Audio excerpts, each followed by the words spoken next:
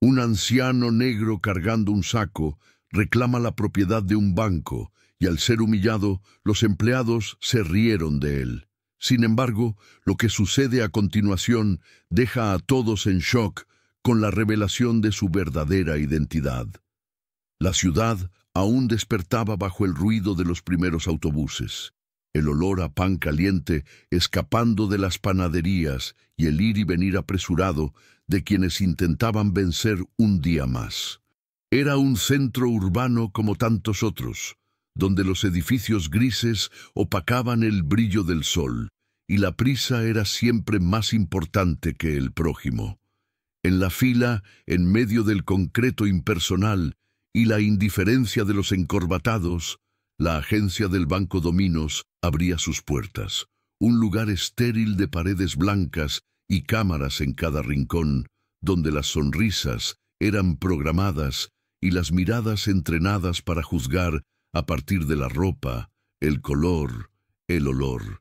El sistema tenía su propio protocolo, y allí el respeto era una moneda más cara que el oro mismo. Y fue exactamente allí, en ese templo del capital, donde entró Jeremías. Un anciano negro de piel marcada por el sol y arrugas profundas como los valles del Sertón. Vestía ropas sencillas, un sombrero de paja gastado y en las manos cargaba un saco desgastado de arpillera cerrado con un nudo apretado. Sus pasos eran lentos pero firmes, la mirada serena. Había algo en su presencia que incomodaba, no por lo que decía, sino por lo que representaba. Jeremías no parecía pertenecer a ese lugar, al menos no a los ojos de los guardias y empleados. Para ellos era solo otro vejito perdido, un vagabundo tal vez, o quizás alguien que confundió el banco con un refugio. Las miradas se cruzaron y antes de que pudiera decir una palabra, vinieron las sonrisas disimuladas, los cuchicheos, las risitas de reojo. ¿Puedo ayudarlo, señor?, preguntó el gerente con un tono que oscilaba entre la burla y la superioridad. Jeremías entonces miró alrededor, respiró profundo y respondió con la calma de quien ya había visto el mundo cambiar muchas veces. Vine a reclamar lo que es mío. Silencio. Después una carcajada general. Era como si hubiera contado el chiste del año, pero nadie allí tenía idea de lo que había dentro de ese saco. Nadie sabía que en ese momento estaban a punto de presenciar algo que los marcaría para siempre, no por violencia o escándalo, sino por justicia y memoria. Jeremías nació en el interior de Bahía, en un pueblito olvidado por el tiempo llamado Serra das Almas. Era el menor de 9 hermanos, hijo de labradores que trabajaban en tierras que jamás les pertenecieron. Desde pequeño aprendió con su padre el valor de la palabra y con su madre la fuerza del silencio. Creció escuchando historias junto al fogón de leña, historias de un Brasil que insistía en olvidar a los suyos. Con 12 años ya sabía manejar la azada mejor que muchos adultos. Los callos en las manos llegaron antes que la escuela, pero fue a los 15 que descubrió su amor por los libros. Un profesor itinerante que pasaba por allí una vez al mes le dio un ejemplar de Machado de Assis con páginas rasgadas y anotaciones al margen. Jeremías leyó cada línea como quien excava el pasado con las propias manos. La vida lo llevó a Salvador, después a Sao Paulo, donde trabajó como ayudante de albañil, portero, conserje, cargador de sacos hasta llegar a un banco, no como cliente sino como empleado de limpieza. Fue allí que observó el sistema desde adentro, entendió cómo funcionaban los contratos, los préstamos, las inversiones. Nunca fue tratado con respeto, pero aprendió a moverse como sombra, absorbiéndolo todo. Antes de seguir con el video, asegúrate de suscribirte al canal y dime en los comentarios desde qué ciudad o país estás viendo este video. En los años 70, durante la dictadura militar, Jeremías vio amigos desaparecer, vio injusticias siendo firmadas con plumas doradas y sellos de instituciones. Él no olvidó. Al contrario, comenzó a guardar cada papel roto, cada conversación escuchada mientras limpiaba las salas de reuniones después del horario. Era como un guardián invisible de la memoria de un tiempo que no quería ser recordado. Pero fue en los años 80 que ocurrió el cambio. Descubrió que el terreno donde hoy funcionaba la agencia del Banco Dominos pertenecía por herencia a su familia. El abuelo de Jeremías, un ex esclavizado liberado, había comprado esas tierras con el dinero sudado de años de venta de artesanías y víveres. Con documentos precarios, sin notario oficial, todo fue tomado décadas después bajo pretexto de utilidad pública. Jeremías intentó contestar, buscó abogados, hizo ruido, pero nadie quiso escuchar a un anciano negro con papeles amarillentos en la mano. «Eso ya prescribió», decían. «Ni se moleste, el banco tiene más derecho que usted». Él calló, guardó, estudió.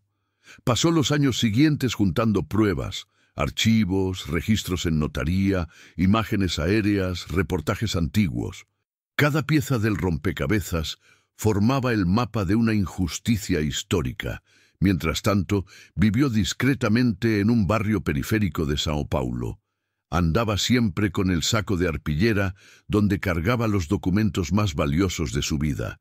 Se convirtió en figura conocida en la región, el viejo del saco, como lo llamaban con mezcla de respeto y burla. Nunca le importó. Sabía que estaba esperando el momento correcto. Ese día en el banco no fue casualidad. Jeremías no actuó por impulso. Sabía quién estaría presente: el gerente nuevo, la directora regional, representantes jurídicos de la sede, todo previamente calculado. Había esperado toda una vida por ese instante. A pesar de la edad avanzada, la mente de Jeremías era afilada como cuchilla. Hablaba con elocuencia, conocía leyes, artículos, jurisprudencias, no por formación académica sino por supervivencia, y cargaba en su pecho la memoria de una familia silenciada por siglos de desinterés. Jeremías no buscaba venganza. Quería reconocimiento, quería que supieran que ese suelo tenía dueño, historia, alma, y que las risas no son más fuertes que las raíces. La agencia del Banco Dominos estaba movimentada esa mañana. Era el primer día útil del mes, día de pago y filas interminables. Los clientes se quejaban del aire acondicionado débil. Los empleados fingían simpatía entre una tarea y otra, y el gerente se jactaba demasiado alto sobre su nueva SUV. Cuando Jeremías entró, nadie se dio cuenta. No hizo ruido, solo caminó con su calma habitual, su saco de arpillera amarrado a la mano. Fue solo cuando se dirigió a la recepción y pidió con voz firme una reunión con el gerente y la directiva presente que las miradas se voltearon. El guardia se acercó, manos en el cinturón, listo para intervenir. Pero Jeremías no tembló. «Llámenlos, por favor. Digan que es sobre la propiedad de este edificio». La recepcionista contuvo la risa. El guardia abrió los ojos de par en par. «¿El señor tiene cita?» «Tengo cita con la historia». Aún sin querer, el gerente apareció sonriendo como quien va a lidiar con otro caso social que se resolvería con gentilezas ensayadas o, como máximo, una llamada a la asistencia social. «Buenos días, señor. ¿Cómo puedo ayudarlo?» «Soy Jeremías Souza, hijo de Antonio Benedito Souza, nieto de Jerónimo Bento dos Santos. Vine a reclamar oficialmente la posesión de este inmueble conforme documentos y registros históricos que constan en este saco», dijo alzando con ambas manos el volumen que hasta entonces todos juzgaban insignificante. El gerente se congeló. Intentó contener la risa, pero una empleada no resistió. «Cree que el banco es suyo, Dios mío». Más carcajadas. Hasta un cliente en la fila se entrometió. «A ver si tiene un mapa del tesoro ahí adentro». Jeremías abrió el saco con calma. Retiró una carpeta de cuero envejecida llena de plásticos protectores con papeles antiguos, sellos de notaría, mapas dibujados a mano, fotos aéreas de los años 60, certificados de transacciones datados de la década de 1930, todo documentado, todo auténtico. Los colocó sobre la mesa del gerente, uno por uno, como cartas en un juego de ajedrez milimétricamente planeado. Este terreno fue comprado por mi abuelo en 1899. Escritura registrada, y aunque por años se han negado a reconocerla, ahora hay jurisprudencia que valida documentos de posesión prerrepública. Y más, encontré el documento de expropiación usado por el Estado en la década del 50, donde consta que la indemnización nunca fue pagada a mi familia. Silencio, ninguna risa, solo ojos desorbitados. El gerente ahora sudaba. Llamó discretamente a la directora regional, que por mala suerte estaba presente en visita a la agencia. Ella miró los papeles con creciente incomodidad. «Señor Jeremías, vamos a analizar esto con nuestro sector jurídico». «Ya hice eso. Tengo aquí el protocolo del pedido de reintegración de posesión registrado en la Defensoría Pública y también la notificación extrajudicial enviada hace 30 días al Banco Dominos. Hoy es el plazo final para respuesta». La risa se disolvió en tensión. Los presentes comprendieron por fin que ese anciano con un saco no era un lunático. Era un hombre con verdad, pruebas y justicia acumulada, y el tiempo de reír había terminado. La sala de reuniones fue improvisada a las apuradas. Era un espacio reservado solo para gerencia, pero ahora albergaba algo mucho mayor que una reunión administrativa. Había allí una colisión entre dos mundos, el de la arrogancia institucional y el de la memoria ancestral. Jeremías fue invitado a sentarse, pero se negó. Prefería mantenerse de pie, con el cuerpo alineado, como si estuviera en un tribunal invisible. La directora regional acomodaba los lentes mientras leía los documentos. El abogado del banco, llamado a las apuradas por videollamada, mantenía el semblante serio mientras examinaba en silencio las imágenes que le enviaban. «¿Estos registros son reales?», preguntó él. La respuesta vino por otra voz. «Sí», dijo una joven abogada recién contratada, que se había sentado discretamente al fondo de la sala. «Yo misma consulté esa escritura cuando hacía un proyecto de investigación sobre propiedades confiscadas por órganos públicos en la primera mitad del siglo XX». Todos se voltearon hacia ella. La directora frunció el ceño. «¿Y por qué no nos alertó antes?». «Porque pensé que jamás encontraría al dueño legítimo». Jeremías, hasta entonces en silencio, solo sonrió. La tensión subía como vapor en olla a presión. El gerente ya se mostraba inquieto, no solo por miedo a represalias, sino por el peso de la humillación. Durante años, esa agencia había operado como símbolo de estatus, un edificio imponente con ventanas espejadas y clima de grandeza. Y ahora un hombre que siempre fue invisible exigía reconocimiento, no con gritos, sino con pruebas. La directora decidió actuar. «Señor Jeremías, aunque existan indicios, hay un proceso judicial que debe ser seguido.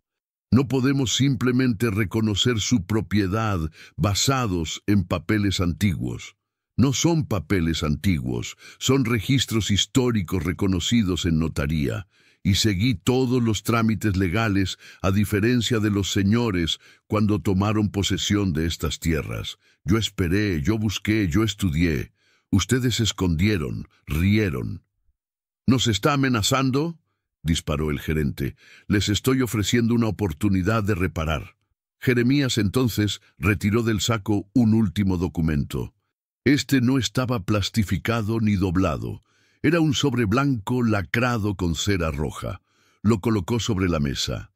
«Esta es una carta, un relato de mi abuela Benedita dos Santos, escrito de su puño y letra con la ayuda del padre de la aldea. En él describe el día en que vinieron a arrancarlos de la casa que mi abuelo construyó con sus propias manos. Quemaron todo, se llevaron hasta la campana de la capilla y nunca más volvieron. Ella escribió para que un día alguien de la familia pudiera contar la verdad». La sala enmudeció. Hasta el abogado del otro lado de la pantalla desvió la mirada. La joven abogada se acercó, pidió permiso para leer la carta. La directora vaciló, pero Jeremías asintió. Ella rompió el lacre con cuidado, y al abrir el papel amarillento, su voz se quebró. Hoy vinieron los hombres de uniforme y sombrero. Dicen que no tenemos derecho, que lo que es nuestro ahora pertenece al gobierno. Mi esposo intentó explicar, mostrar los papeles. Se rieron, después golpearon. Mi hijo mayor intentó impedirlo y fue arrastrado por la carretera. Yo lloré escondida porque la mujer que llora pierde el respeto, pero prometí que si un día mis nietos pudieran, contarían nuestra verdad. No para herir, sino para recordar que existimos. Al final de la lectura, nadie tenía coraje de reír. La directora, con el rostro tenso, respiró profundo. Señor Jeremías, necesitamos tiempo. Este caso puede generar repercusión nacional. Yo esperé toda la vida, pero no salgo de aquí hoy como entré. Hoy ustedes saben quién soy. Se volvió para salir, pero antes miró a los ojos del gerente, que ahora no conseguía sostener la propia mirada. La dignidad de un hombre no está en la ropa que viste ni en el banco que frecuenta. Está en la historia que carga, y yo cargo la de muchos. La puerta se cerró y con ella el sonido de la risa quedó en el pasado. Ese anciano con un saco había sembrado algo más fuerte que cualquier capital, el malestar de la conciencia. Al principio el banco intentó contener la situación. Notas internas fueron distribuidas orientando a los empleados a no comentar el caso, pero ya era tarde. La carta de la abuela de Jeremías, leída por esa joven abogada con voz temblorosa, había sido grabada discretamente por un pasante y compartida en las redes sociales. En menos de 24 horas, el video estaba en todos lados: portales de noticias, grupos de WhatsApp, programas de TV. Las reacciones fueron inmediatas. Movimientos sociales se movilizaron exigiendo investigación y reparación.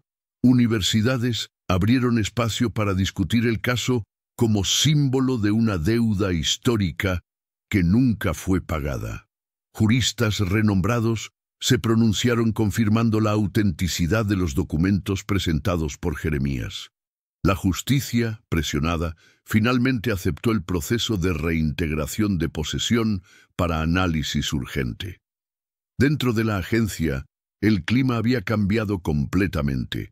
El gerente, que antes sonreía con arrogancia, ahora evitaba la sala de atención. La directora regional fue apartada temporalmente mientras el banco anunciaba la creación de un comité de revisión de propiedades, una medida tan tardía como simbólica. Y Jeremías volvió a su barrio, donde fue recibido como héroe. Los niños lo seguían por la calle, preguntando sobre los papeles mágicos que se habían vuelto noticia. Vecinos que antes apenas lo saludaban, ahora lo llamaban Doctor Jeremías. Pero a él no le importaban los títulos. Se sentaba en el mismo banco de la plaza de siempre, con su saco de arpillera ahora al lado, vacío, como si su peso ya hubiera sido entregado al mundo. No había ganado una guerra, había solo contado la verdad, y eso por sí solo era una victoria ancestral. El sábado siguiente la plaza del barrio amaneció más llena que lo normal. Había sillas improvisadas, un micrófono conectado a una bocina vieja y una pancarta extendida entre dos postes. Día de la Memoria Viva, homenaje a Jeremías Souza. Él llegó temprano, como siempre, se sentó bajo la sombra del mango, el sombrero cubriendo los ojos. Ya no cargaba el saco de arpillera, ahora llevaba solo un cuaderno de apuntes.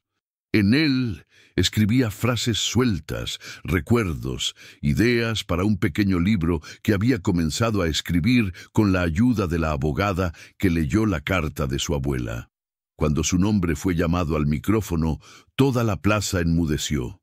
Caminó despacio hasta el centro con la misma serenidad de siempre.